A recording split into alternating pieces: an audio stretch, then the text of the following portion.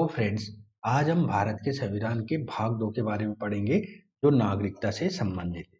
नागरिकता में कहाँ से कहाँ तक के आर्टिकल आते हैं? नागरिकता में भारतीय संविधान के अनुच्छेद 5 से लेकर अनुच्छेद 11 तक का वर्णन है। ठीक है?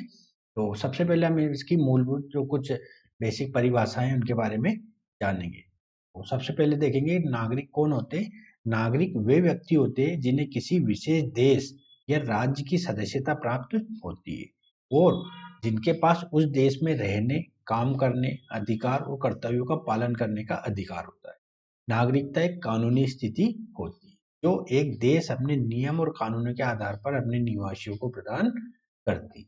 ठीक है, तो ये कौन हो गए? नागरिक हो गए। नागरिक अर्थात कहने का तात्पर्य ये है, नागरिक किसी देश के वैध व्यक्ति होते हैं, है ना, जिसे उस देश के द्वारा सर्टिफिकेट दिया जाता है। जैसे भारत में देखेंगे तो बहुत सारे ऐसे डॉक्यूमेंट्स होते हैं जो जो भारतीय नागरिक होने को प्रमाणित करते हैं। ठीक है, जैसे जन्म प्रमाण पत्र आपके जो कहाँ आपका जन्म हुआ है उसके बारे में वर्णन करता है।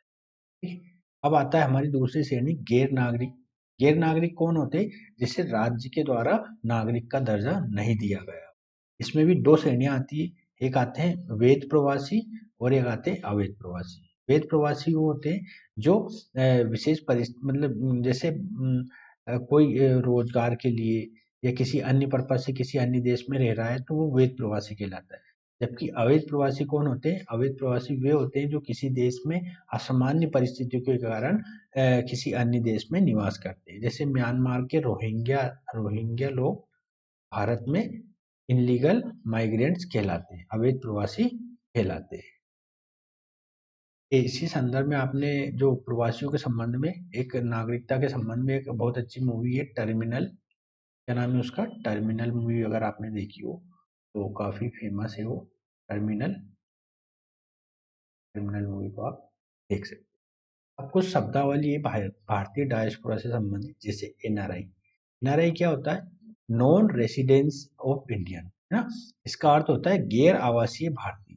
ये वो भारतीय नागरिक है जो भारत के बाहर रह रहा हो, है ना, कितने दिनों के लिए? अगर एक वित्तीय वर्ष में 182 दिनों से अधिक कोई व्यक्ति भारत के बाहर रहता है तो वो एनआरआई कहलाता है। एनआरआई उन भारतीय नागरिकों को कहा जाता है जो किसी अन्य देश में शिक्षा, नौकरी, व्यवसाय या किसी अन्य कारण से लंबे समय तक अगर कोई निवास करता है तो वो एनआरआई कहलाता है। एनआरआई को वो सभी अधिकार प्राप्त है जो एक भारतीय नागरिक को प्राप्त होते हैं। जैसे एनआरआई भारतीय चुनाव में वोट कर सकता है। ठीक है, बस एक अंतर ये होता है कि 182 दिनों से अगर वो भारत से बाहर रहता है तो उसे एनआरआई का दर्जा दे दिया जाता है। भारतीय मूल के व्यक्ति, अब पीआईओ, पीआईओ क्या होता है? भारतीय मूल के।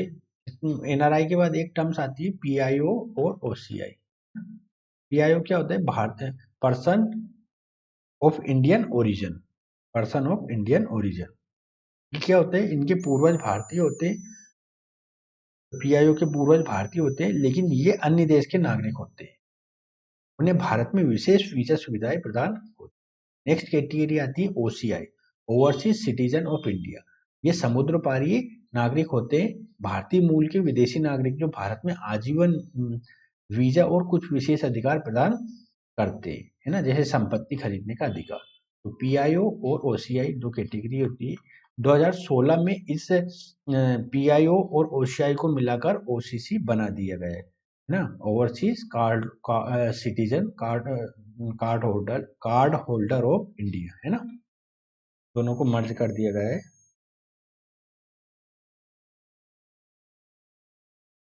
अब आता है हमारे अनुच्छेद, हम पढ़ेंगे जो भाग 2 में मैंने बताया था कि अनुच्छेद 5 से लेकर 11 तक है। ये भारत में नागरिकता से संबंधित उपबंधों के बारे में बताते हैं। तो हम सबसे पहले देखेंगे अनुच्छेद 5। इसमें क्या बताया गया है इसमें? इसके अनुसार वह व्यक्ति जो संविधान लागू होने के समय भारत में जन्मा हो या भारत में रह रहा हो या जिसके माता पिता भारत में जन्मे हो, भारत का नागरिक होगा जब तक कि कानून अन्यथा न करे। अर्थात कहने का तात्पर्य ये कि जब ये संविधान लागू हुआ था उस समय जो अगर कोई व्यक्ति भारत भारत में जन्म हुआ हो या उसके माता पिता भारत के हैं तो वो भारत का नागरिक कहलाएगा। अनुच्छेद 5 में ये बताया है। अनुच्छेद 6 में क्या बताया है?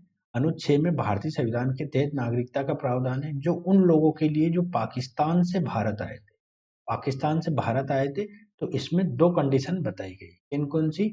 अगर व्यक्ति 19 जुलाई 19 जुलाई को 1948 से पहले आ गए, तो वो डायरेक्ट भारत में आकर नागरिकता प्राप्त कर सकते हैं सीधे।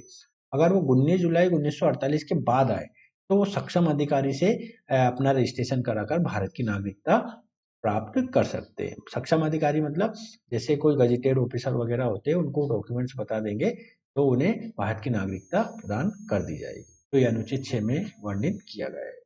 नेक्स्ट आता है अनुच्छेद 7। अनुच्छेद 7 के तहत वे लोग जब भारत की आजादी के बाद पाकिस्तान चले गए थे, लेकिन बाद में भारत लौट आए और स्थायी रूप से बस गए, भारतीय नागरिकता के पात्र हैं।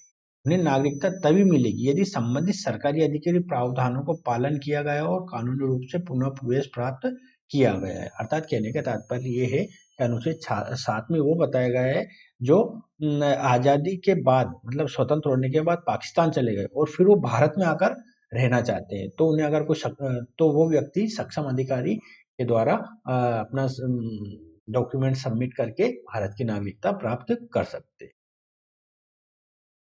अनुच्छेद 8 में क्या वर्णित है?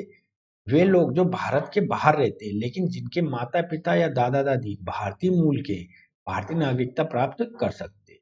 इसके लिए उन्हें भारत सरकार के राजनयिक या काउंसलर प्रतिनिधि के पास पंजीयन कराना होगा। अर्थात इनके माता पिता या दादा दादी अगर 1935 का जो एक्ट आया था, 1935 भारत शासन अधिनियम के तहत अगर भारत के नागरिक होंगे, तो इन्हें भारतीय नागरिकता प्रदान की जाएगी। इनके बच्चों को, लोगों को मतलब इनके जो सक्सीडेंस होते हैं, मतलब इनको भारतीय नागरिकता प्रदान की जाएगी।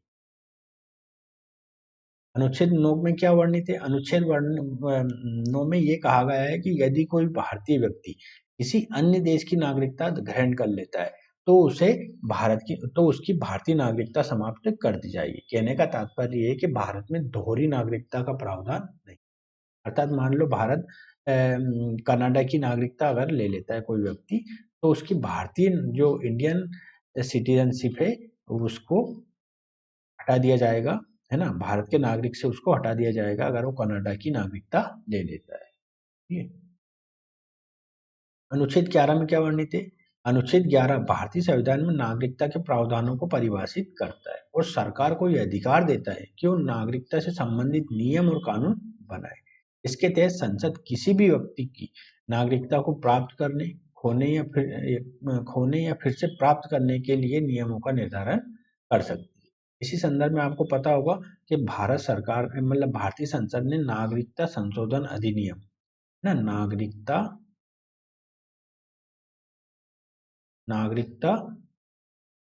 संशोधन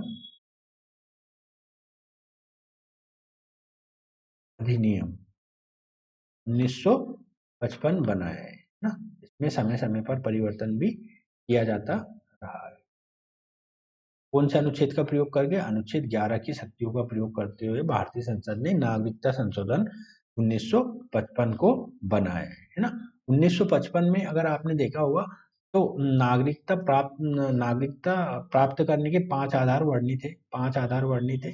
वो 5 तरीके से भारतीय नागरिकता प्राप्त कर सकते हैं। कौन-कौन से? जन्म के द्वारा,